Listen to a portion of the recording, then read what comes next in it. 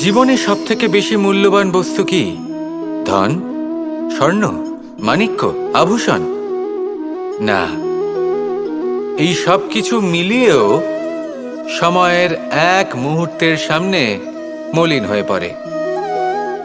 এক মুহূর্ত যা এক দরিদ্রকে রাজা করতে পারে, যা এক রাজাকেও দরিদ্র করতে পারে। একটি মুহূর্ত যা আপনার আত্মবিশ্বাসকে পর্বতের শিখরে পৌঁছে দিতে পারে। একটি মুহূর্ত যা আপনার অস্তিত্বকে গভীর সাগরে বিলীন করে দিতে পারে। একটি মুহূর্তের খেলা। সব সময় জীবনে সেই ব্যক্তিকে সম্মান করুন, শ্রদ্ধা করুন, যিনি আপনার জন্য সময় বের করে থাকেন। সবসময় সেই ব্যক্তির প্রতি নিষ্ঠাবান থাকুন, যেই ব্যক্তি খারাপ সময় আপনার পাশে দাঁড়িয়ে থাকে। এই সময় সব থেকে বেশি মূল্যবান। আসুন আমার সাথে ভালোবেসে বলুন, রাধা রাধা। এই সংসারে এমন কোন আবেগ আছে যা সবসময় কটু বলে মনে হয়, কিন্তু সবার শেষে এটি সব থেকে বেশি মধুর উপলব্ধি প্রদান করে, সব থেকে বেশি মধুর অনুভূতি প্রদান করে। উত্তর পেলেন? পেলেন না? আপনাকে একটা উদাহরণ দিই। যখন মাতা সীতাকে অপহরণ করা হয়েছিল, তখন শ্রীরাম অপেক্ষা করেছিলেন 4 মাস পর্যন্ত। উনি খুঁজতে চেয়েছিলেন, কিন্তু উনি ওনার খোঁজ বন্ধ রেখেছিলেন। কল্পনা করে দেখুন ওনার কতটা যন্ত্রণা হয়েছিল। উনি শুধু অপেক্ষা করছিলেন, কারণ তখন বর্ষা ছিল। অনেক দিন পর্যন্ত সূর্যের আলো দেখা যায়নি। উনি জানতেন এরকম সময় বানর সেনার পক্ষে বনের মধ্যে পথ খোঁজা খুবই কঠিন কাজ হবে। সাগর পার করা অত্যন্ত কঠিন হয়ে দাঁড়াবে। তারা হয়তো বনের মধ্যে পথ হারিয়ে ফেলবে। উনি অপেক্ষা করলেন, আর এই অপেক্ষার ফল হিসেবে উনি কি লাভ করলেন? সাগরে সেতু নির্মাণ করলেন এবং মাতা সীতাকে সসম্মানে আবার ফিরিয়ে আনলেন। যদি শ্রীরাম অপেক্ষা না করতেন, তাহলে হয়তো এই সব কিছু কখনোই সম্ভব হতো না। এটাই হলো শক্তি ধৈর্যের। এটাই হলো আমাদের কাছে শিক্ষা। এই ধৈর্যই প্রত্যেকবার আমাদের অত্যন্ত কঠিন বলে মনে হয়। ধৈর্য ধরা অত্যন্ত কঠিন, কিন্তু অবশেষে এটাই সব থেকে শ্রেষ্ঠ ফল দান করে, সব থেকে মধুর উপলব্ধি, সব থেকে মধুর অনুভূতি প্রদান করে। তাই ধৈর্য ধরে থাকুন, সব কিছু শুভ হবে। আর তখন এই মন প্রফুল্ল হয়ে বলবে, রাধা রাধা। এই সংসারে সব থেকে ভয়ানক এবং গভীর অন্ধকার কোনটা? সেটা যখন মেঘ সূর্যকে ঢেকে দেয় এবং সংসার অন্ধকারাচ্ছন্ন হয়ে ওঠে, নাকি তখন যখন সূর্যাস্তের সময় ঘনিয়ে আসে, সূর্য ঢলে যায় এবং এই সংসারে অন্ধকার ছেয়ে যায়, নাকি সেই অমাবস্যার রাত্রি যখন চতুর্দিকে ঘন অন্ধকার থাকে এবং চন্দ্রমার প্রকাশ কোথাও থাকে না? না, এই সংসারে সব থেকে বেশি ভয়ানক অন্ধকার হলো মানসিকতার অন্ধকার। মানসিকতা খুব গভীর একটা বিষয়। এই মানসিকতাই সত্যের রূপ ধারণ করে এবং আমাদের এই মানসিকতা এবং বিবেকে একটা সূর্য থাকে। যদি আমরা এটা জীবন থেকে বের করে ফেলি, তাহলে নিরাশা, হতাশা, অসফলতা এর এমন এক ঘন অন্ধকারে আমরা ফেসে যাব যে তার থেকে বাইরে বের হওয়া প্রায় অসম্ভব ব্যাপার হয়ে দাঁড়াবে। বড়ই কঠিন হয় সেই সময়।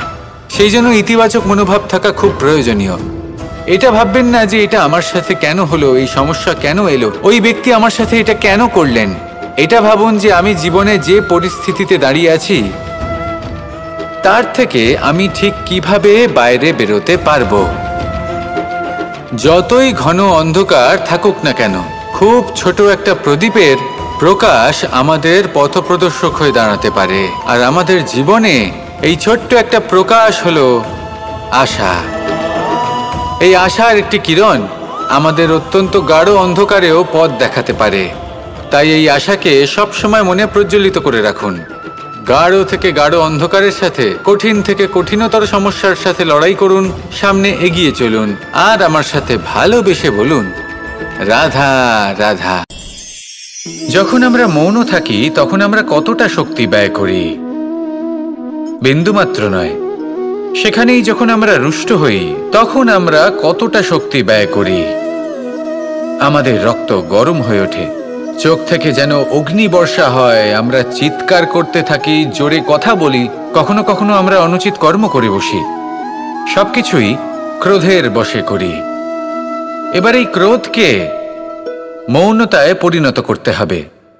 এই কাজটা চোখে দেখা যায় না, এই কাজ সরল নয়, এই কাজ হলো অত্যন্ত কঠিন, এবং এই কাজই শ্রেষ্ঠ। সেই ব্যক্তি শক্তিশালী নন যিনি কথায় কথায় ক্রুদ্ধ হয়ে যান, কথায় কথায় যিনি আক্রমণ করেন। আজ্ঞে না, সব থেকে বেশি শক্তিশালী ব্যক্তি হলেন তিনি যিনি নিজের ক্রোধকে মৌনতায় পরিবর্তন করতে পারেন, যিনি শান্ত মনে পরিস্থিতিকে বোঝেন, তার আকলন করেন, আর তারপর বিবেকের দ্বারা সিদ্ধান্ত নেন। তিনি হলেন সব থেকে শক্তিশালী ব্যক্তি। তাহলে সেই ব্যক্তি হয়ে উঠুন আর আমার সাথে ভালোবেসে বলুন, রাধা রাধা। আপনারা সবাই একটা গাছের পাতাকে দেখুন, যতক্ষণ পর্যন্ত গাছের সাথে, মানে গাছের ডালের সাথে জুড়ে থাকে, সে সবুজ থাকে, বাতাসের সাথে সে নড়তে থাকে। যতক্ষণ পর্যন্ত ও সূর্য থেকে পাওয়া রশ্মির শক্তি গাছে পৌঁছে দেয়, ততক্ষণ ও ডালের সাথে যুক্ত থাকে। কিন্তু যখন সেই পাতা শুকিয়ে যায় তখন তার কোনো গুরুত্ব থাকে না। সেই পাতা গাছের ডালে এবং বৃক্ষের কাছে বোঝা হয়ে থেকে যায়, এবং এমন এক সময় আসে যখন সেই ডালটি শুকনো সেই পাতাকে পরিত্যাগ করে। এটাই আমরা এই প্রকৃতিতে দেখি, এবং এটাই হলো সত্য। আর এটাই আমাদের জীবনে খুব বড় একটা শিক্ষা।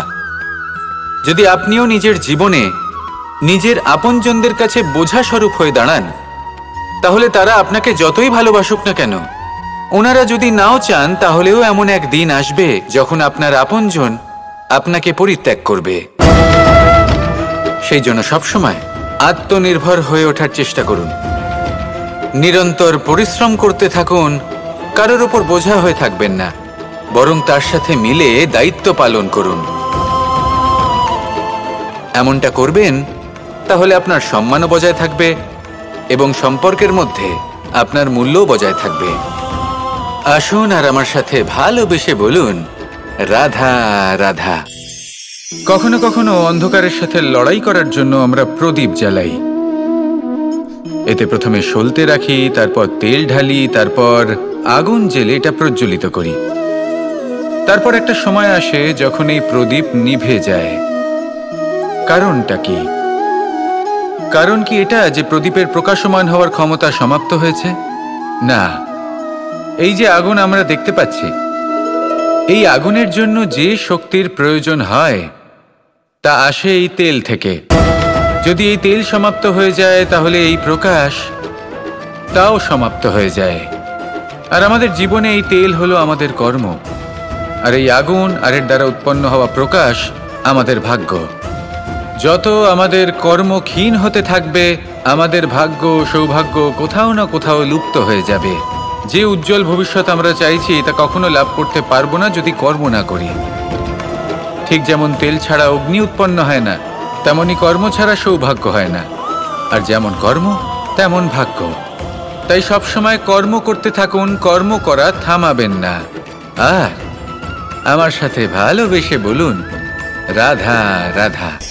আমাদের মধ্যে এমন অনেক মানুষ আছেন যারা বই পড়তে পছন্দ করেন, অনেক মানুষ আছেন যারা ভিন্ন ভিন্ন রকমের কাহিনী পড়েন। এবার পড়তে পড়তে মাঝে এমন একটা অধ্যায় অবশ্যই আসে যা আমাদের হৃদয় স্পর্শ করে যায়। আমরা হৃদয় যন্ত্রণা অনুভব করি, তাও আমরা সেই কাহিনী শেষ পর্যন্ত পড়ি, এবং তখন আমরা বুঝতে পারি যে সেই যন্ত্রণাময় অধ্যায়টি কেন এসেছিল, তার থেকে আমরা কি শিক্ষা পেলাম, এবং আমরা অবশেষে লক্ষ্যেও পৌঁছলাম। কিন্তু যদি সেই যন্ত্রণাদায়ক অধ্যায়টিতে আপনি থেমে যান, আপনি যদি এটা ভাবেন যে আমি আর পড়তে পারবো না, তাহলে আপনি জানতেও পারবেন না যে পরবর্তীতে কি হতে চলেছে। এই মন দুঃখে ভরে উঠবে।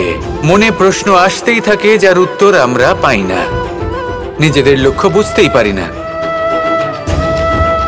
এইভাবেই আমাদের জীবনেও যদি এমন কিছু হয় যা অত্যন্ত দুঃখজনক, যদি এমন কোনো কঠিন অধ্যায় আপনার জীবনে আসে, থামবেন না।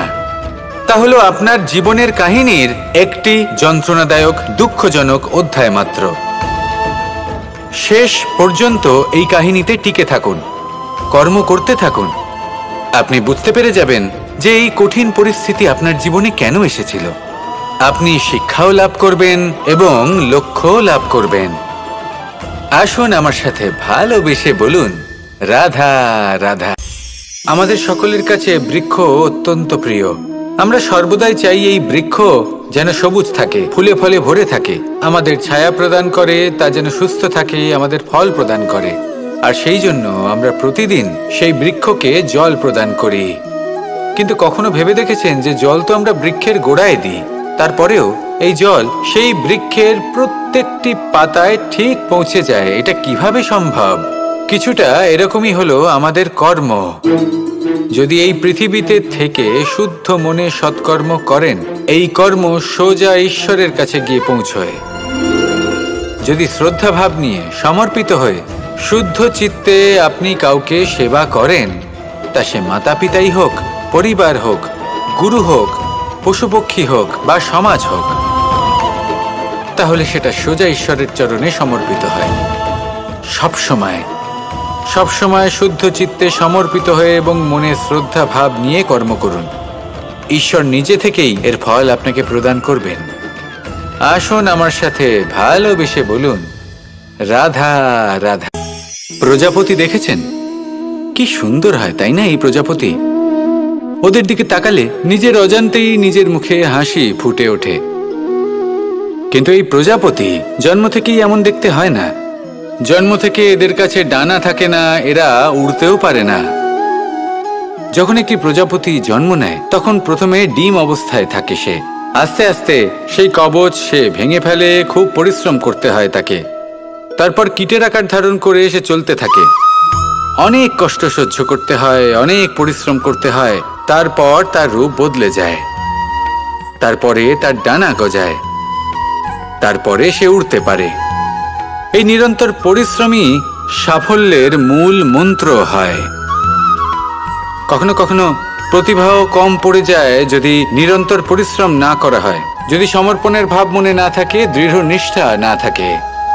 আর কখনো কখনো সেই ব্যক্তি যার মধ্যে বিশেষ প্রতিভা থাকে না, সেই ব্যক্তি নিরন্তর পরিশ্রম করে, নিজের মনে সমর্পণের বোধ জাগিয়ে তোলে, দৃঢ় নিষ্ঠার সাথে কর্ম করে আর সাফল্য লাভ করে।